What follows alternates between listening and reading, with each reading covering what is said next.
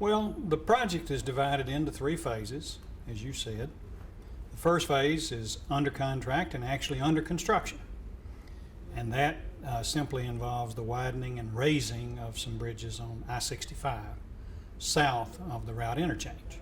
The second phase involves the rebuilding of the route interchange, as we would call it, between Interstate 65 and Interstate 59, Interstate 20. And that was bids were taken on that, in our term was let to bid on January 22nd. And so there were 2 bidders. We have been involved in discussions with the low bidder since that time. We will issue a letter of acceptance of that bid. We will negotiate a contract with that bidder.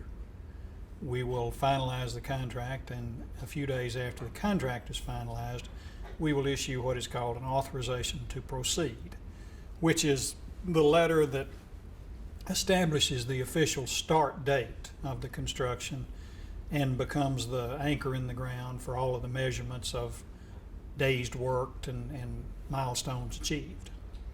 And then the third phase involves the rebuilding of the Red Mountain I-5920 interchange, as well as the 31st Street interchange, and the actual tearing down and rebuilding of the 6,600 feet of elevated bridge structure in front of the Civic Center. Correct. Well, the combination of rebuilding the 6,600 feet of interchange and reworking the route interchanges allows us to eliminate 2 significant weaving movements that do contribute significantly to accidents on this stretch of road.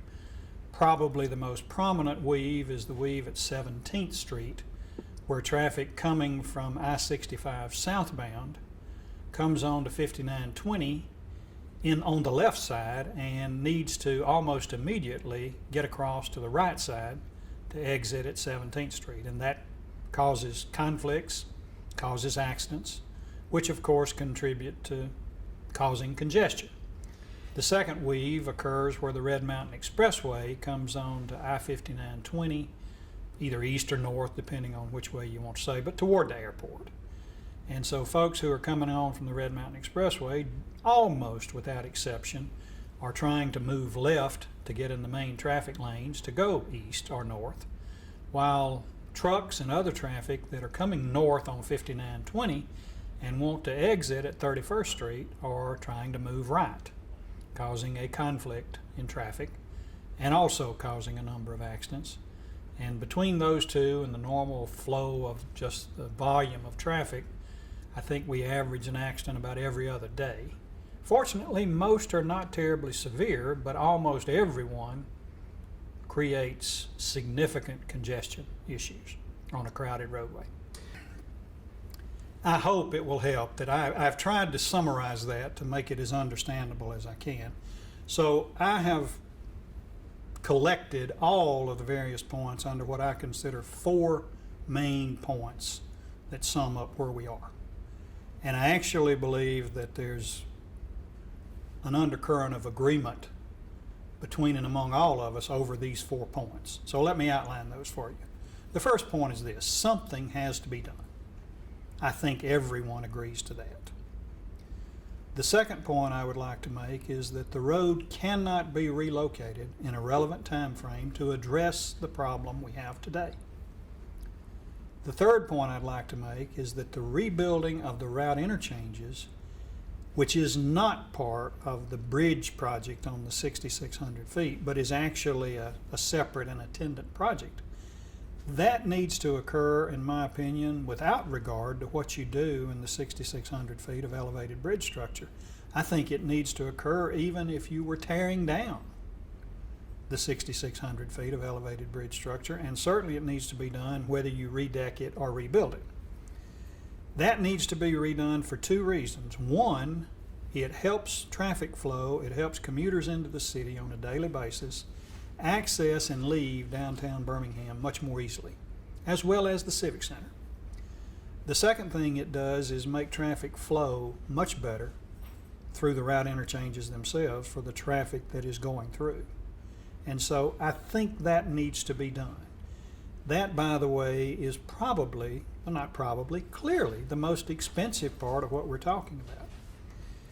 And so if you accept those 3 points, which I think most everyone would accept, and if they don't today, I believe it would only be because they just had not thought of it that way. But if you accept those 3 points, the 4th point is this. You are now down to this question. Do I wish to rebuild the interstate for the 6,600 feet, or do I just want to simply redeck it? The difference in cost is $25 million. So of all the big money numbers we're talking about in this project, the real nub of the issue, I think, comes down to that $25 million. If you spend $25 million more dollars to rebuild as opposed to redeck, you get these benefits. You get a year's less closure time. And I realize that's counterintuitive in many ways, but it actually is much more efficient time-wise to tear down and rebuild than it is to try to go through the tedious work of tearing the deck off, not damaging the steel underneath, identifying any steel that needs to be reworked, and redecking. What about burying? Burying is not an option. I'll address that in a moment for you, but let me finish my 4 points. And so for $25 million, we accomplished these things, a year less closure time. That in itself is worth far more than $25 million. We accomplish adding auxiliary lanes from one interchange to the other, leaving people the entire distance to merge who are coming on to one from the other. We accomplish adding full width shoulders the entire distance of the 6,600 feet, which means that a disabled vehicle can be moved out of the traffic lanes without having to be towed away. That would make a significant difference in congestion if you just simply have a stalled car for a bad battery or a flat tire or whatever it may be. Today you do not have shoulders and you cannot effectively remove such a vehicle from the traffic pattern. So you have the congestion that comes with that. It would result in a significantly improved aesthetic. It would result in a bridge that is quieter, and perhaps most significantly, it allows you, in conjunction with the new ramps, to completely eliminate the 2 weaves we talked about. So to me, the expenditure of $25 million additional dollars is more than justified by any one of those points, really. But certainly when taken collectively, it is justified. Now let's talk a little bit about the overall money, because it's a large amount of money. Be the largest amount of money that we've ever spent in any one place in our history. But it's also the largest amount of traffic we've ever dealt with in any one place.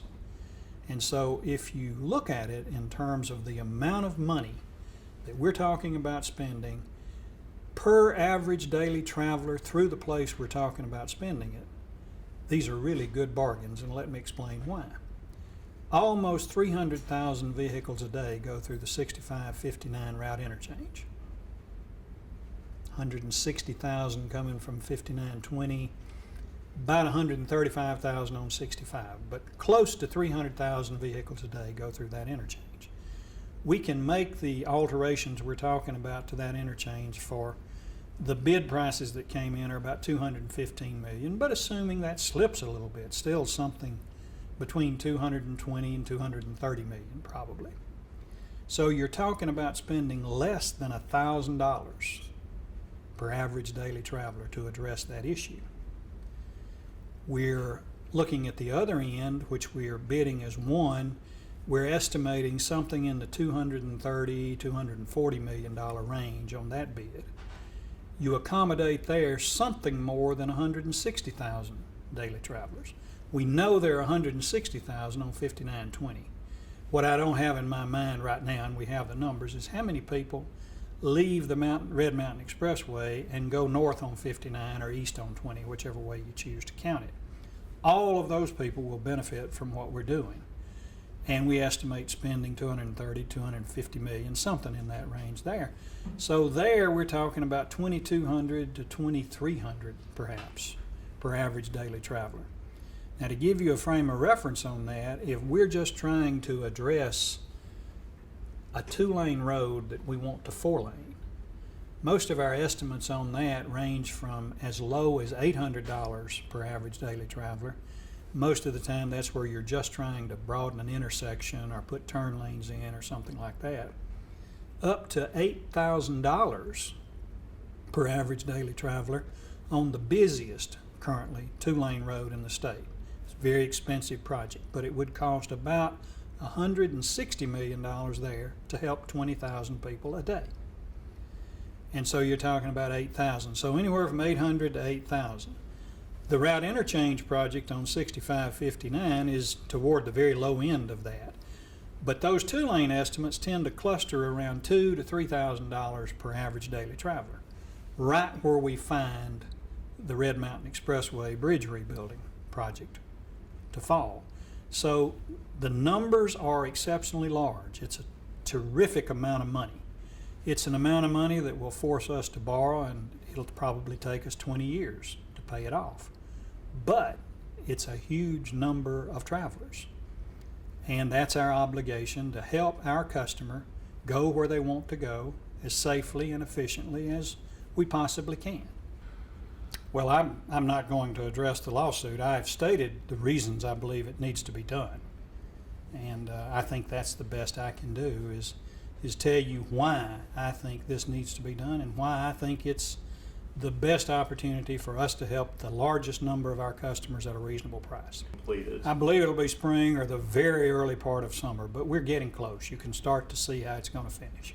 I think the primary lesson we learned is on big projects, we need to have meaningful incentives that cause the failure to finish on time to be a bad day for everybody.